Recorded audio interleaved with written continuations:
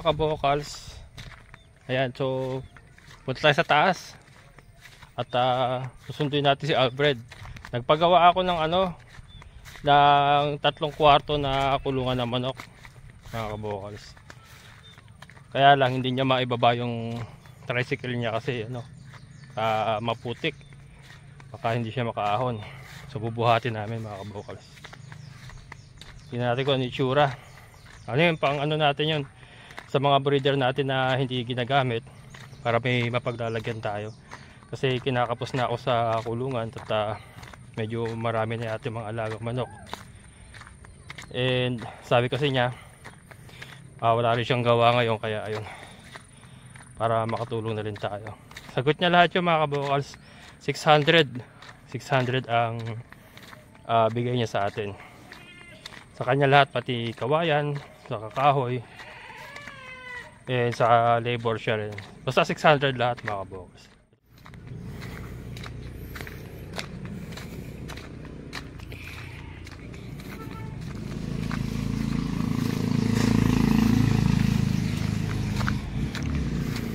Ayan, mga kabokals. Ito yung parang yung mga binibili lang din sa mga paggawaan ng kubo. Parang ganyan lang din yun. Kahoy talaga yung niya, yung paa niya, Ayan. Mabigat. Ha? Puro kahoy yung pamakuan. Ayan, maganda. Ano to yung mahogany. Pinatistis mo? Galing Ayan. Mabigat? Mabigat. Yung katulong mo pa kanina na umakyat mo, babae, dalawa Asawa ko at sige, baba natin. Paano buhat natin yan? Yung paa nasa taas. Pagdala natin doon, sige. Ayan na, mga kabokals. So dito natin nilagay. Yan sa likod ng ating baboyan. Dahil nandito yung ating mga breeders. Ito kasi ang gagawin ko dito, mga kabokals, para iangat natin itong mga naka-cage na katulad nito. Yung mga naka-cage na maliliit. Ayan. Para may angat natin, para itong cage na ito magamit naman natin sa mga sisiw. Ayan. So ito, ang ganda, mga kabokals. Yung pamakuan niya, pati yung paa ay yung mahogany. Ayan, kasi maraming mahogany kila Alfred. Tinistis niya, siya pala mismo nagtistis kasi meron siyang chainsaw, yung kay Sir Art. Yan, Sir Art, nagamit ni Alfred yung chainsaw mo.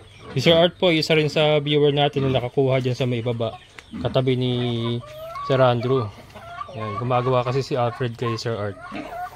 So yan, nagamit ni Alfred yung chainsaw ni Sir Art.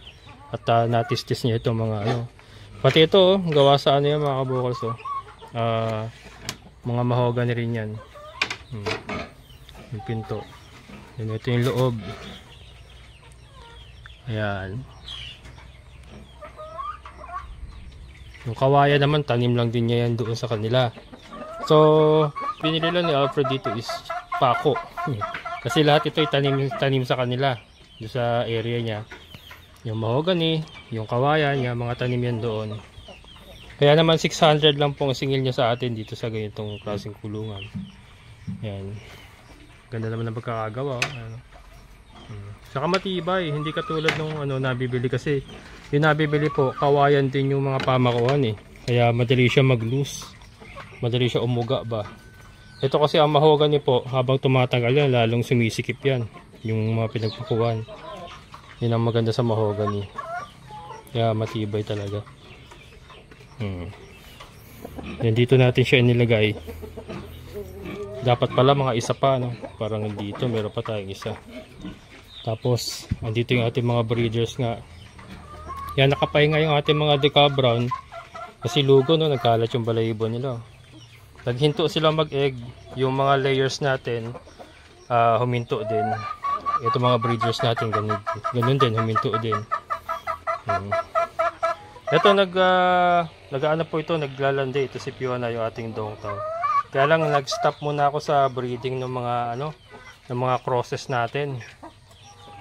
Gusto ko muna mag-concentrate sa deca brown kasi nauubos na yung deca brown natin. And ito nga, medyo tumatanda na sila. Hindi ko alam yung paghinto nila ng pag-itlog Baka dahil sa age na rin nila kasi nasa almost 2 years na rin sila. So malapit na rin maikal. Kaya kailangan natin makapag-produce ng mga pamalit sa kanila kaagad. Yan. So ito kinukondisyon ko ngayon. Nag-antibacterial kami. Lahat sila actually naka-antibacterial kasi sa panahon din. Maraming may sipon. Antibiotic sila, yung powder. VK penicillin ang ginagamit natin. Yung may multivitamins din kasama. Kulay blue. And then ito mga kabukos yung ating ito kasi cross na yan cross na ng Shamo yan. Ayun yung tatay nila. Ayun yung tatay nila. Saka yung si Fiona, yung Dongtao natin, yun ang nanay nila. Cross Dongtao Shamo na po yan. So nag-i-egg na sila, nangingitlog na. May nakukuha na tayong isa, dalawa. And then ayun yung ating rooster na kabir, yung pure kabir natin na rooster. Thunders na rin pero malakas pa sumampayan. So pinull out ko muna siya dito sa ating mga kabir hens. So ito mga kabir hens na to nangingitlog pa rin, kaya lang pinampangkain na lang muna. Stop muna tayo sa breeding. Dito muna tayo magko-concentrate mga kabokal sa 3-way cross natin. Yan, ito muna ang concentration ng breeding natin. 3-way cross. Ito yung mapoproduce nito is for pambenta na po natin for meat consumption. Yan na po yung final breeding natin. Then ito, kinukondisyon ko nga lang po ito mga to. At ibabalik din natin to sa breeding to mga to. Ito yung kanilang partner. Ito yung ating Rhode Island. Yan yung kanilang partner. So kinukondisyon din po natin yan. And then may isa pa tayong rooster na Rhode Island doon. So pupull out pa ako ng mga 5 pa siguro. Kaya inaayos ko to kasi gusto kong mabakante yung yung isang, baka ito ibakantehin ko. Since pitatigil ko naman yung mga kabir, babakantihin ko, tatanggalin ko sila dyan. Maglalagay tayo ng 5 decal brown pa na babae. And then yung isa natin na Rhode Island, andito isang Rhode Island rooster pa natin, para meron tayong 2 set.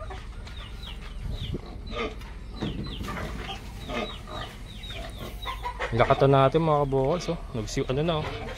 May panibago na. Lakatan yan mga kabokals. Ito isa laki. Avocado natin. Ang bilis lang umano ng damo. Mag-grass cutter na naman ako. Baka bukas kasi ngayon lang umaraw uli. Ayan, ito mga kabokals yung ating isang rooster na ipampapares natin sa ating mga isang set pa ng decal brown.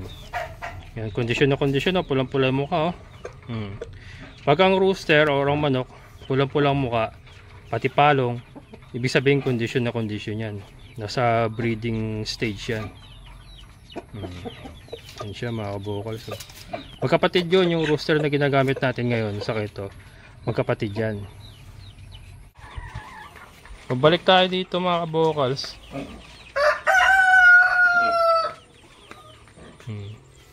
Yan, so dyan natin ilalagay yan mga kabokals. So piliin natin ito. Hindi, gusto ko mabakante yung scratch pen para mailagay ko pala yung si rooster. Lalagay natin si rooster. Ito nga pala mga kabokals ito, lalabas ko. Ayan mga kabokals yung ating Dongtao rooster. Baka may gusto pong kumuha, binibenta ko po. Ito pong ating Dongtao rooster kasi wala po tayong gamit sa kanya. Kaya lang may catch po hindi po siya sumasampa, pero baka meron po kayo pamamaraan na kung saan mapapasampaw nyo siya. PM lang po kayo sa Kabokals Farmer Facebook page. Ayan, binibenta ko po siya 2.5 na lang mga kabokals. So 2.5. Kaya lang hindi sumasampa ayan nagiging honest tayo, hindi siya sumasampa. Pero kung gusto po ng collection lang, kung gusto niyo may collection kayo, hayaan niyo na siya sa farm nyo. Ayan pure Dongtao po yan. Nakita niyo yung paa. Yun nga lang hindi sumasampa, kaya magbabawas muna tayo ng mga non-essential, yung mga hindi nagiging productive. Tanggal muna. Yan, 2.5 na lang mga kabokals. Ayan, sige, 2.5. PM lang po sa Kabokals Farmer Facebook page. Mga kabokals, si Kanor ay aligaga na naman. Yan, si Connor po. Si Basha ay naglalandi. Yan. Kaya ganyan po siya. Naglalandi si Basha, mga kabokals. Ito si Basha. Oh. Yan. Not sure kung standing heat na, parang nag-umpisa pa lang, hindi pa siya masyadong maga eh. Hindi pa masyadong maga, mga kabokals eh. Landing ka na ba, be? Ha? Bukas na? Para ano, standing heat talaga. Yan, kasi kanina ko pa lang siya narinig umungol. Ungol na ungol yan eh, kanina pa eh. Yan. Pero bukas na. Bukas na natin ibibigay si Basha kasi para ano talaga, standing heat talaga siya. Pero ano, parang standing heat naman na siya ngayon. Kaya lang gusto ko yung standing na standing. Eh, dito si Kimberly, mga kabukas, hindi na umulit yan. Yan. So, buntis na yan. Si Tricia under monitoring pa kasi hindi pa siya lumagpas ng 21 days eh. And then, ito si Basha. So, sunod-sunod na naman ang biik natin, mga kabukas. So, sunod-sunod na naman tayo magkakaroon ng biik. Yan, bukas ibibigay ko na yan. Bibigay ko na yan kay Connor. Ito na, mga kabokal. So ito, pakita ko lang pala muna. So ito na yung dalawang kabir natin. Galing sila dyan. Bakante na yung kanilang fly pen. Bakante na. Ito na sila. Yung ating white leghorn Rhode Island, yan, dyan lang muna sila. Ayan. So ang nailagay natin doon, nireshuffle natin eh. Yung kinuha natin yun nandito sa mga cages na ano. Ito okay lang naman to, medyo maluwang naman galawan niya. Kasi inano ko, tinanggal ko yung mga ano, yung mga nasa dog cage kasi medyo ano na yan, sira-sira na yan. Pero ito maayos pa naman. And then ito si Tanaka natin. Yan, dito natin nilagay si Tanaka sa scratch pen. So ang nandito ay si, yan, yung ating Rhode Island rooster. Yan, dyan muna siya. Samantala na naman yan kasi magbibreed siya. And then ito si Fiona, yung ating dongtaw. Yan, dyan lang muna siya habang stop breeding muna. And then ito yung ating dongtaw rooster, mga kabokals. Pero yan ha, kung krusonado nyo po, yan, 2.5 na lang po. Ano po yan, maganda pong pang display, pang pet pang pet. Ayan, kasi wala naman tayong ano eh, paggagamitan sa kanya.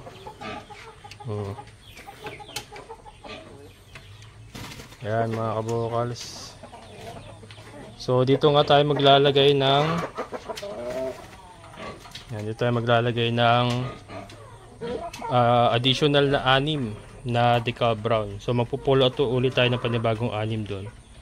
Then dyan tayo maglalagay. So ano tayo, full blast tayo sa decal brown na breeding, saka ito yung ating 3-way cross. All the rest stop muna. Ito lang muna ibibreed ko sa ngayon. Ayan, mahirap din kasi yung ano, sobrang daming sisiw ba, magastos din eh. Yung may purpose lang muna, may purpose kasi ito eh, kasi ito yung mapoproduce nila, mga pamalit natin na layers. And then eventually magbebenta na rin tayo ng mga decal brown na sisiw. And then ito naman yung mapoproduce nila is for ano na natin, for meat production business na natin, yung mga pambenta na natin na pangkatay. So may purpose yan. Marami naman na tayong nakuhang ano, marami na tayong nakuhang kabir.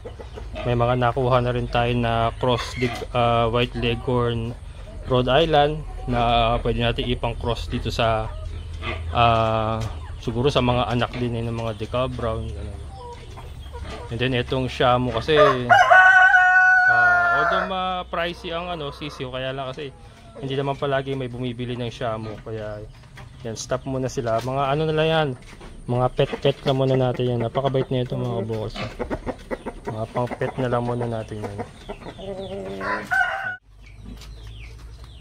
Ayan, mga kabokals, so dito na lang natin tatapusin. So yun nga po ang plano, mag-concentrate tayo sa breeding ng decal brown at saka noong 3-way cross natin. So all the rest stop po muna tayo para hindi rin masyadong dumami kasi sobra pong dumadami ang ating mga manok. Yung iba naman po ay hindi nagagamit, kaya yon, yung may purpose lang po muna ang ating i-breed. Ito nga yung Deca Brown for layer purposes, and then yung ating mga 3-way cross for meat production. Ayan, so bago tayo magtapos, shout out po muna kay Sir Ray at Armando. Happy Father's Day. Ayan, Father's Day pala. Happy Father's Day po. Watching from California. Ayan, and syempre shout out din kay Sir Rolando Olipernes. Ayan, sir, maraming salamat po. Ayan, so mga kabukas, abangan nyo po yung mga susunod na magiging activity natin dito sa ating manukan. So ito po yun po yung plano natin ngayong June. Mag-concentrate muna po tayo sa mga layers at saka mga three-way cross natin. Ayan, so ito nga po pala. Ayan, kung di nyo na narinig kanina, ito po ay 600 po mga kabokals. 600 po ang siningil sa atin ni Alfred. Sa kanya lahat, labor sa materials. Yan, maraming salamat kay Alfred. So hanggang dito na lang mga kabokals. Sa lahat po ng mga solid kabokals and mga silent viewers, maraming salamat. Siyempre sa ating kaibigan po Sir Boyer. Sir, thank you so much. So muli, ito ang inyong kabokals farmer. Nagsabing sabay-sabay tayong mangarap, magsikap, at higit sa ating kumilos. Siguradong ulan ang ating amazing na buhay. Bye-bye!